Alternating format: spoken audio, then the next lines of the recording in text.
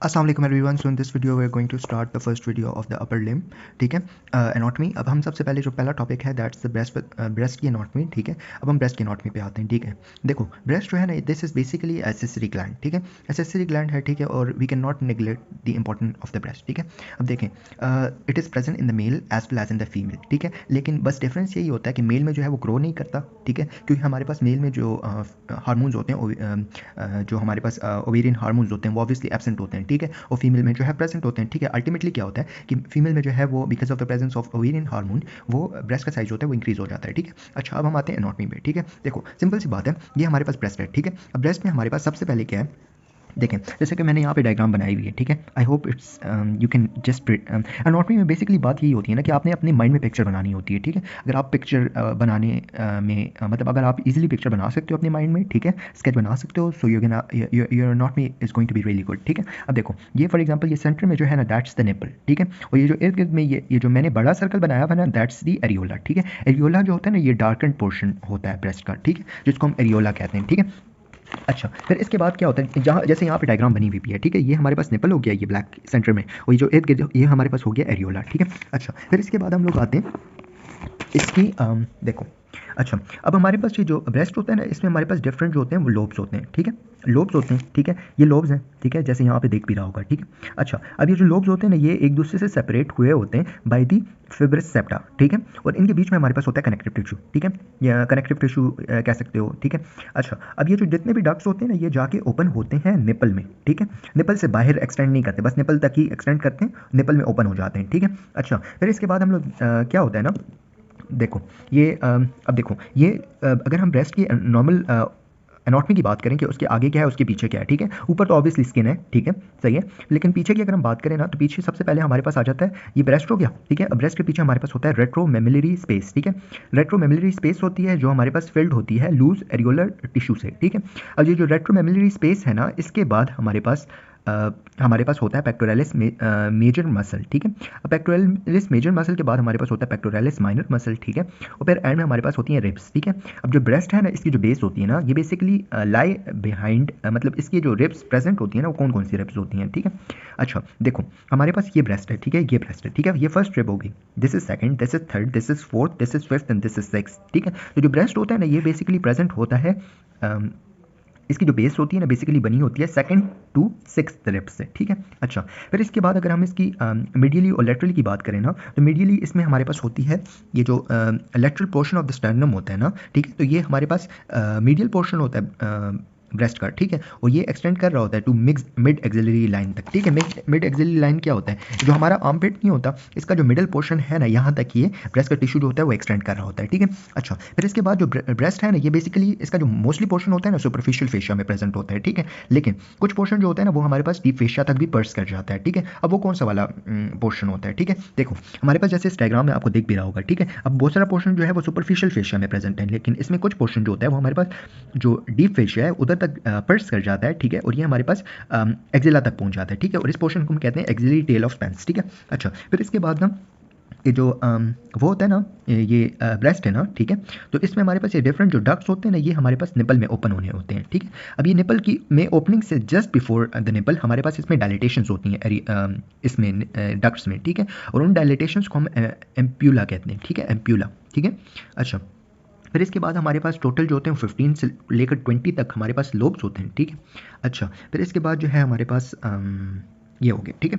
अब इसमें चेंजेस क्या आती हैं, देखो सबसे पहले मैंने ऑलरेडी आपको बता दिया था कि मेल और फीमेल का जो ब्रेस्ट होता है ना बिफोर प्यूबर्टी वो सेम होता है। ठीक है, लेकिन जब फीमेल प्यूबर्टी की एज तक पहुंचती है ना तो उसकी ब्रेस्ट का साइज जो होता है वो इंक्रीज होना शुरू हो जाता है। ठीक है, क्योंकि ऑब्वियसली उसमें डक्ट्स बनना शुरू हो जाएंगे। ठीक है, फिर उसकी मेंस्ट्रुएशन होगी, मेंस्ट्रुएशन में डिफरेंट हार्मोन्स का लेवल ज़्यादा हो जाएगा। ठीक है, ओवेरियन हार्मोन ज़्यादा हो जाएंगे। ठीक है, उसकी वजह से क्या होगा कि ब्रेस्ट में जो है वो साइज इंक्रीज होना शुरू हो जाएगा। ठीक है, जो डक्ट्स होते हैं ठीक है उसमें लोब्यूल्स वगैरह बनना शुरू हो जाएंगे, ब्रांचेस वगैरह आना शुरू हो जाएंगे, जैसे कि आपको इस डायग्राम में नजर आ रहा है। ठीक है, फिर इसके बाद जब second half of the menstrual cycle होता है तो उसमें और भी साइज में इंक्रीज आ जाता है। ठीक है, अब फॉर एग्जांपल अगर जब फीमेल जो होती है प्रेग्नेंट होती है ना तो प्रेग्नेंट जब होती है ना ये डक्ट है। ठीक है, डक्ट के एंड में हमारे पास जो है ना वो बनना शुरू हो जाते हैं सिक्रेटरी एल्वोलाई बनना शुरू हो जाते हैं at the end of the small duct. ठीक है, ये स्मॉल डक्ट है, इसके एंड में हमारे पास सिक्रेटरी एल्वोलाई बनना शुरू हो जाते हैं। ठीक है, early stage of the pregnancy में ये होता है। ठीक है, और लेट स्टेज में क्या होता है ना, ये सिक्रेटरी एल्वोलाई जो होते हैं ना, इनका साइज मजीद इंक्रीज होना शुरू हो जाता है। ठीक है, अब जब सिक्रेटरी एल्वोलाई का साइज मजीद इंक्रीज होना शुरू हो जाता है ना, तो इससे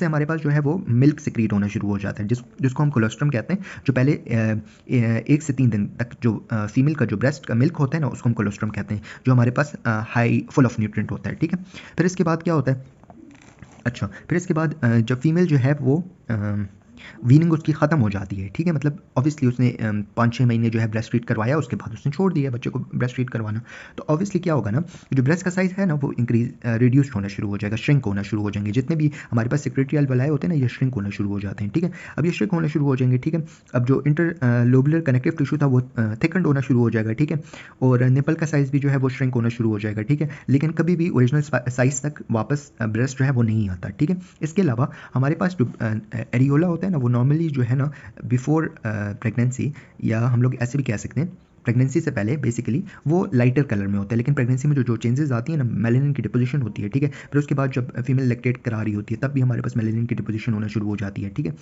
तो जब इवन अगर पोस्ट फीडिंग हो भी जाए ना, तो वो जो निपल का कलर होता है ना, वो कभी भी लाइट नहीं होता, वो डार्क ही रहता है। ठीक है, अब आते हैं पोस्ट मीनोपॉज। अब फीमेल जो है वो मीनोपॉज मतलब 50 साल की बाद की एज की फीमेल है। ठीक है, तो उसमें क्या होगा, ये सिक्रेटरी एल्वोलाई अभी यहाँ पे देखो, यहाँ पे अभी भी प्रेजेंट है। ठीक है, सिक्रेटरी एल्वोलाई। ठीक है, सही है, लेकिन इस स्टेज में क्या होता है ना कि ये वाला, ठीक है, इसमें सिक्रेटरी एल्वोलाई जो होते हैं ना बिल्कुल ख़त्म हो जाते हैं। ठीक है, इसके बाद और जो ब्रेस्ट होते हैं ना वो सिर्फ वो एडिपोज टिश्यू फैट्स वगैरह से भर जाता है। ठीक है, और जो ब्रेस्ट का साइज होता है वो श्रिंक होना शुरू हो जाता है। ब्रेस्ट जो होता है वो पेंडुलस जो है वो होना शुरू हो जाता है, मतलब उसकी जो फ्रेम कंसिस्टेंसी थी ना वो लॉस्ट हो जाती है। ठीक है, और ट्रॉफी होना शुरू हो जाती है ब्रेस्ट की। ठीक है, और ये ट्रॉफी बेसिकली किस वजह से होती है, क्योंकि जो मीनोपॉज है ना, उसके बाद ऑब्वियसली जो हार्मोन्स होते हैं एस्ट्रोजन और प्रोजेस्टेरोन, उनका लेवल ऑब्वियसली कम होता है, और जब उनका लेवल कम होगा तो अल्टीमेटली क्या होगा कि हमारे पास जो है वो ब्रेस्ट जो है वो अपना ओरिजिनल साइज जो है वो लॉस कर देगा।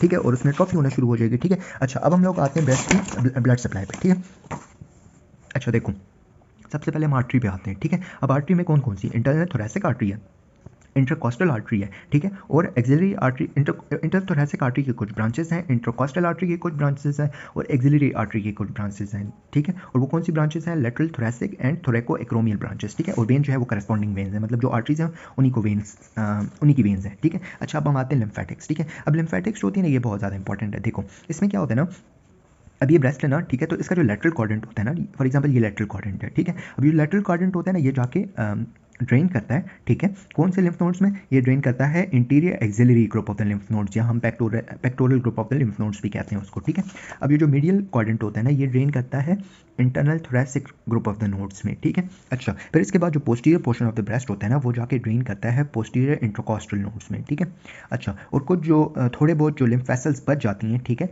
तो वो हमारे पास जो एडजेसेंट ब्रेस्ट होता है उसमें ड्रेन कर लेते हैं। ठीक है, और या तो हमारे पास जो इंटीरियर एब्डोमिनल वॉल में जो लिम्फ वेसल्स होते हैं उधर जाके ड्रेन कर देता है। ठीक है, अच्छा अब इसमें लास्ट चीज़ रह गई है हमारे पास कुछ एम्ब्रियोलॉजिक नोट्स लिखे हुए ना स्नेल में, तो उसको कर लेते हैं। ठीक है, अब देखो जब ब्रेस्ट की डेवलपमेंट होती है ना, तो क्या होता है ना कि हमारे पास एक मिल्क रिज बनता है। ठीक है, अब ये जो मिल्क रिज होता है ना, ये कहाँ से बनता है, ये हमारे पास एक्सटेंड कर रहा होता है एक्जिला से लेकर, ठीक है, टू दी इंग्वाइनल रीजन तक। ठीक है, मतलब एक्जिला से लेकर ना इंग्वाइनल रीजन तक ये हमारे पास एक्सटेंड कर रहा होता है। ठीक है, अब ये नॉर्मली जो एक्सिलरी रिज होता है ना, ये मिल्क रिज जो होता है ना, ये डिसअपेयर हो जाता है। ठीक है, एक्सेप्ट फॉर द एरिया जहाँ पे ब्रेस्ट बनना होता है। ठीक है, लेकिन अगर ये मिल्क रिज जो है ना, ये हमारे पास डिसअपेयर ना हो, मतलब प्रॉपर जो पोजिशन है वो उस जगह से डिसअपेयर ना हो। ठीक है, तो क्या हुआ, हमारे पास मल्टीपल निपल फॉर्मेशन हो सकते हैं। ठीक है, जिसको हम सुपर न्यूमेररी निपल भी कहते हैं या पोलीथीलिया भी कहते हैं। ठीक है, अच्छा फिर इसके बाद हम लोग आते हैं रिट्रैक्टेड